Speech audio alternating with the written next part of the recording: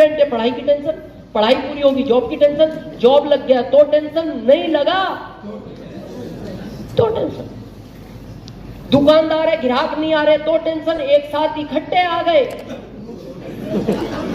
तो टेंशन, किसान है बारिश नहीं हुई तो टेंशन, इकट्ठी हो गई तो टेंशन।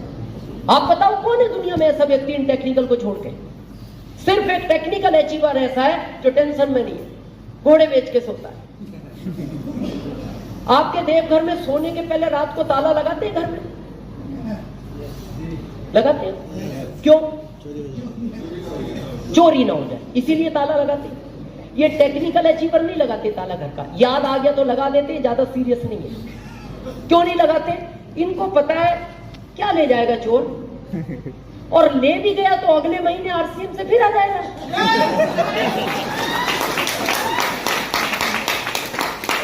क्या घर से लगाया जो चला गया? गीता जी वाला संदेश क्या लाए थे? क्या लेके जाओगे? क्या पाया जो खो दिया?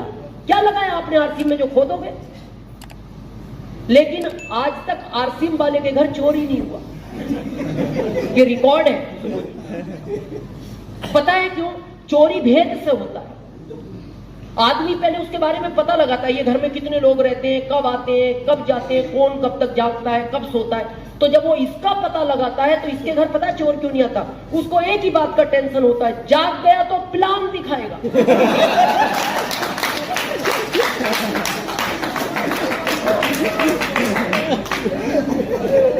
बोले जब ये घर वालों को नहीं छोड़ता, ये घर में आए मेरे को छोड़ देगा। तो जीना चाहते हो ऐसी life? Tension free life, money freedom, time freedom चाहते हो? क्या करना है? पहला,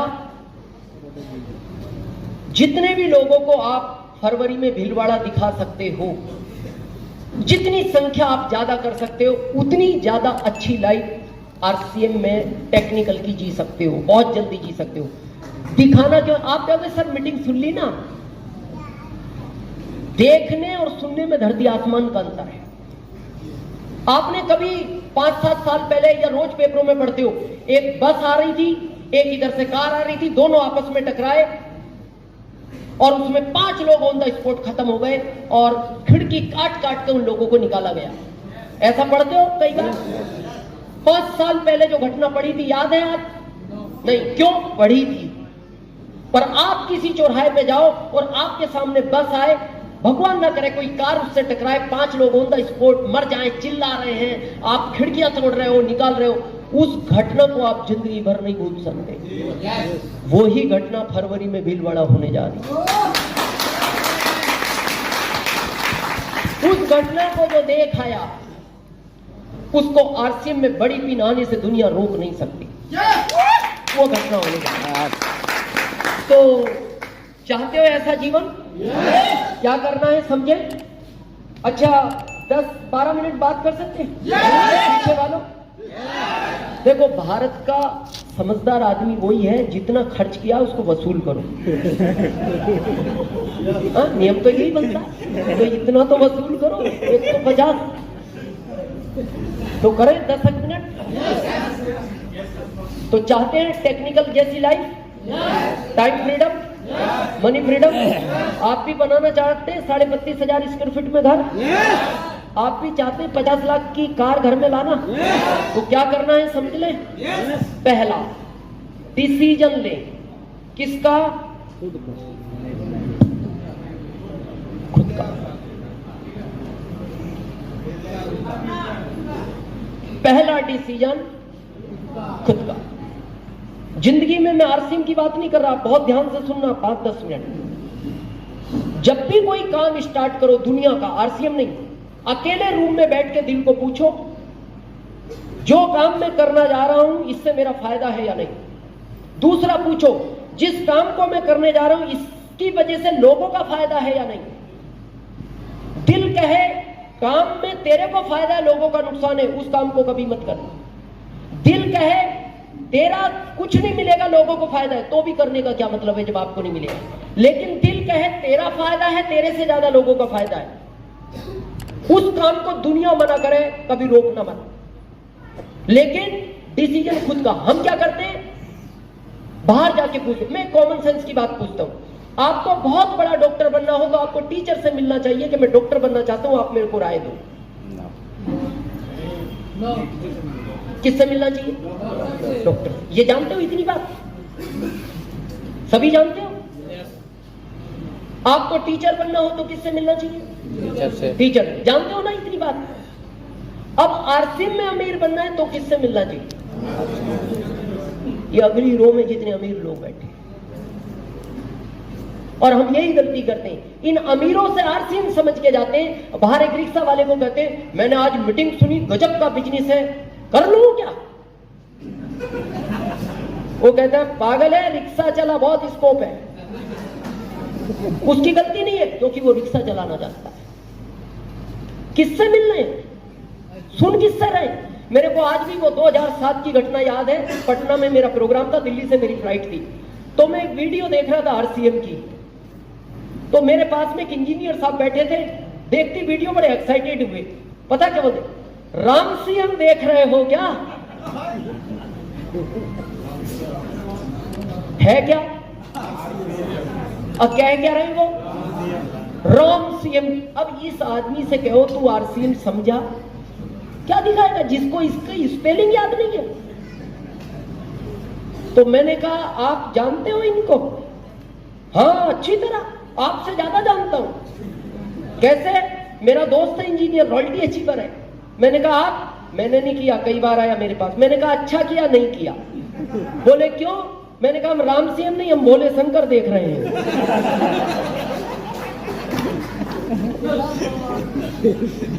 किससे मिल रहे हो? ये बात पता है मैं क्यों कह रहा हूं? हम ज्यादातर अपने मिलने वालों से राय लेते। मैंने ली, मैं प्रैक्टिकल बात करता हूं हमेशा। सबसे पहला फोन मैंने मेरी मां को लगाया। मां मेरी यूपी, मैं एमपी। मैंने मेरी मां को कहा मां मैं जॉब छोड़ रहा हूं। क्या रिएक्शन होगा मां? पागल हो गया तू? तेरे को जॉब के लिए भेजा और जॉब छोड़ रहा है? मां मैं एक बिजनेस चालू कर रहा हूं। मां का अगला रिएक्शन, पैसे कहां से आए तेरे पास बिजनेस के लिए? कोई ना कोई गलत काम करने लगा आजकल तू। नहीं मां, एक ऐसा बिजनेस है जिसमें पैसा नहीं लगाना, बहुत पैसा आएगा। हमें तुम्हें नहीं, पड़ोसियों को आएगा, गांव को आएगा, समाज को आएगा, देश को आएगा, जिंदगी बदल जाएगी सबकी। अगला रिएक्शन, बेटा कैसी बहकी बहकी बातें करता है तू? तेरे को किसी ने जादू टोना करा दिया बेटा। मैं तेरे छोटे भाई को भेजती हूं, तेरे को लेकर आएगा, तेरा इलाज कराएंगे, ठीक हो जाएगा तो वापस छोड़ेंगे, नहीं तू हमारे साथ गांव में रहे। ओके मां। अगला फोन लगाया मैंने मेरे छोटे भाई को जो दिल्ली रेलवे पुलिस में, और हमारे परिवार में सबसे पढ़ा लिखा वही है। मैंने उसको कहा भाई कब तक स्टेशन पे डंडा लेके घूमता रहेगा? ये जिंदगी है तेरी? अरे ताल कटोरा स्टेडियम में जा, एक प्रोग्राम हो रहा है, जिंदगी बदल जाएगी तेरी, मेरी, गांव की, समाज की, देश की। तो उसका जवाब था भाई साहब आपकी कोई गलती नहीं है, कम पढ़े लिखे लोग ऐसा ही करते हैं। ये सगे भाई का रिएक्शन है। अब तीसरा फोन किसको लगाएं? तो मैं आपसे पूछना चाहता हूं, आरसीएम के प्लेटफॉर्म से अलग हटके, आपको कोई फैक्ट्री खोलनी हो, कोई बड़ा काम करना हो, किससे राय लेते हो? पैसे वाला जो आपकी रिश्तेदारी में सबसे सक्सेस आदमी है। आप पूछते हो इनको अनुभव ज्यादा होगा सक्सेस में, इनसे पूछ लो मैं ये काम करूं या ना करूं। तो मैंने तीसरा फोन लगाया मेरे फूफा जी को, जो पुलिस में लगे डीआईजी रैंक से रिटायर्ड हुए लखनऊ से, और हमारे रिश्तेदारियों में सबसे सक्सेसफुल माना जाता था उनको। उनके 2 बेटे हैं, दोनों अमेरिका में, एक डॉक्टर एक इंजीनियर। तो जब मैंने उनको फोन किया, मैंने कहा फूफा जी एक ऐसा काम मैंने सोचा है, मैं करने जा रहा हूं। तो उन्होंने मेरे को पुलिस स्टाइल में बात की। यू नो पुलिस स्टाइल, वो भी यूपी का पुलिस वाला भी कहां का? पुलिस स्टाइल समझते हो नहीं? पुलिस स्टाइल का मतलब है जो गालियां आज तक आपने नहीं सुनी वो उनको याद होती है। मतलब अगर अच्छा आपको तो अनुभव होगा, परिवार में कई हैं, सुबोध जी के तो ब्रदर हैं पुलिस में, डीएसपी हैं शायद, एक और भी दरोगा जी भी हैं। मतलब हम ये कह सकते हैं गालियों का अपर वर्जन जो उनको पता होता है। तो उन्होंने 3 मिनट तक वो सुनाई मेरे को, क्या अपर वर्जन। अब क्या क्या सुनाया ये तो मैं इसलिए नहीं बताऊंगा, ये महिलाएं बैठी हैं, पर एक लाइन में मैं बताऊं, उससे आप समझ जाओगे क्या सुनाया होगा। 3 मिनट तक मैंने उनसे फोन पे बात की और 3 मिनट के बाद से मेरा ये वाला कान कम सुनता है।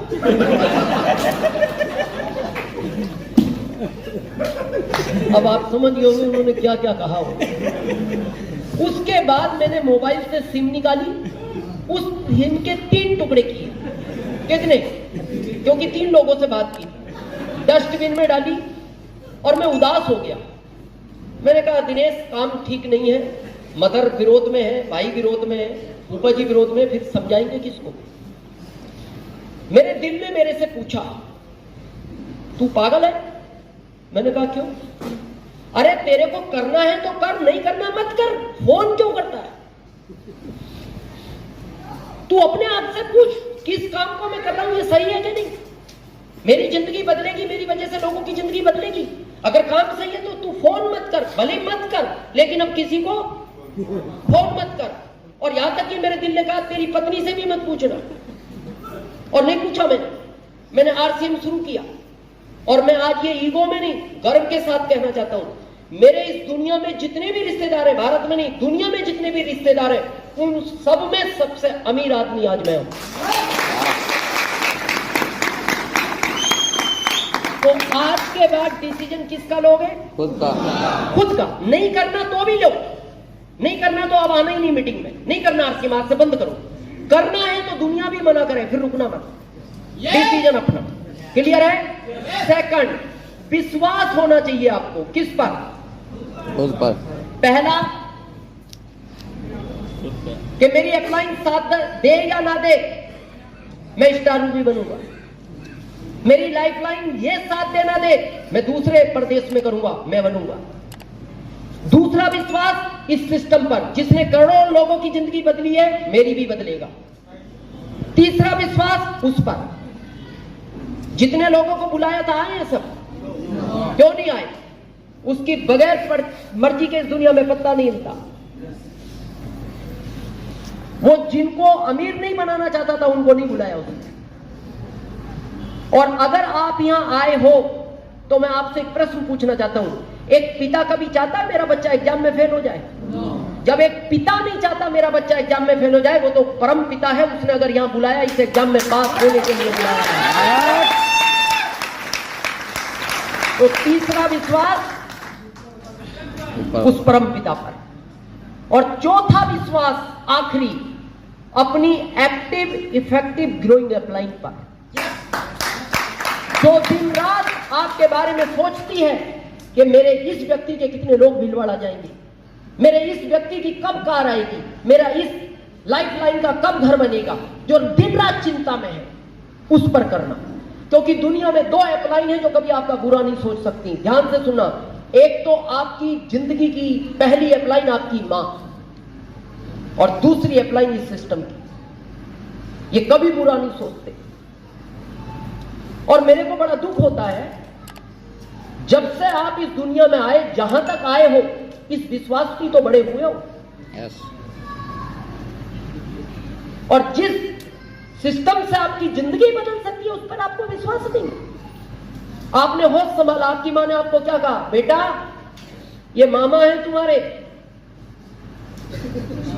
तो क्या बोले आप? मामा। ओके मामा। कुछ दिन बाद आपकी मां ने कहा बेटा ये चाचा हैं तुम्हारे, क्या बोला आपने? क्यों बोला? क्योंकि आपको पता है ये जो मेरी अपलाइन है, ये मेरे बारे में कभी गलत नहीं सोच सकती, ये जो बता रही है वो सब सत्य है। फिर कुछ बड़े हुए, फिर आपको कहा बेटा ये नानी है तुम्हारी, नानी। फिर थोड़े बड़े हुए, फिर आपको कहा गया बेटा पापा सिर्फ यही है।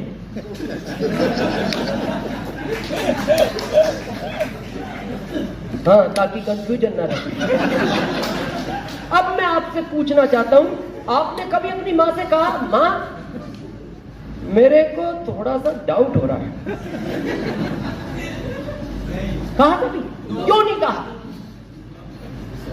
क्योंकि आपको पता है ये मेरी जो अपलाइन है ये मेरा कभी बुरा नहीं सोच सकती। और मैं इसीलिए कहता हूं आरसीएम जैसी बहुत कंपनियां होंगी दुनिया में, दुनिया की भारत में है। मैं उन कंपनियों के ना विरोध में हूं, ना मैं नाम लेना चाहता हूं, पर मैं आरसीएम और उन कंपनियों का एक राज बताना चाहता हूं आपको। आरसीएम में जब तक आप अपनी टीम के 10 लोगों का घर बनवाओगे नहीं, आपका बनेगा नहीं।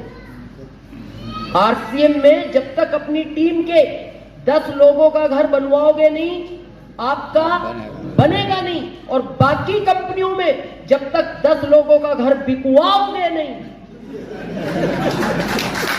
आपका बनेगा नहीं।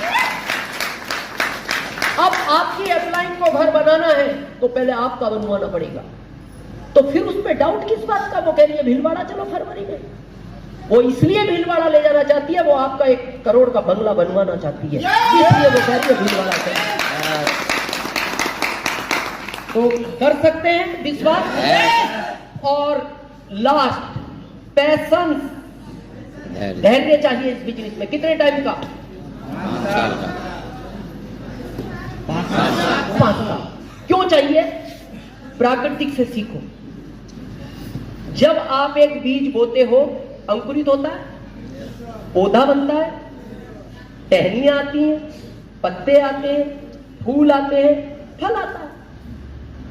ऐसा कोई सिस्टम है बीज बो खींच के फल निकाल दो?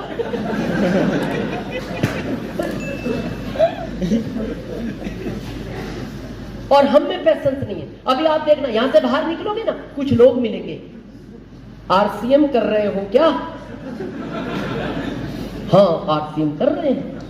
बड़ा धीरे धीरे चलता है, धीरे धीरे चलता है।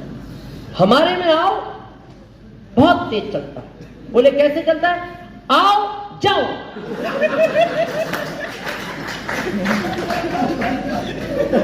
बोले जाओ कहां? आओ और जाओ। और कहां जाओ? जाओ। ये हाइब्रिड पौधा है, ये नेचुरल पौधा है। यहाँ बुजुर्ग बैठे हैं, आज के 30 साल पहले किसी ने सुना है कोई हाइब्रिड पौधा भी होता है? no. और आज एक आम वो है जो 5 साल में बड़ा होता है, और एक आम आज वो आने लगे जो इतने बड़े पे फल आ जाते हैं, वो हाइब्रिड है। और लोग पूछते हैं अरे यार इतने पेड़ पे आम आ गए? हाँ आ गए, ये हाइब्रिड है। कब तक आएंगे? बोले ये गारंटी नहीं, जब तक आ रहे खा ले। ये जैसे जल्दी बड़ा हुआ है वैसे ये खत्म हो जाएगा। ये नेचुरल पौधा है, इसको दुनिया का तूफान नहीं हिला सकता।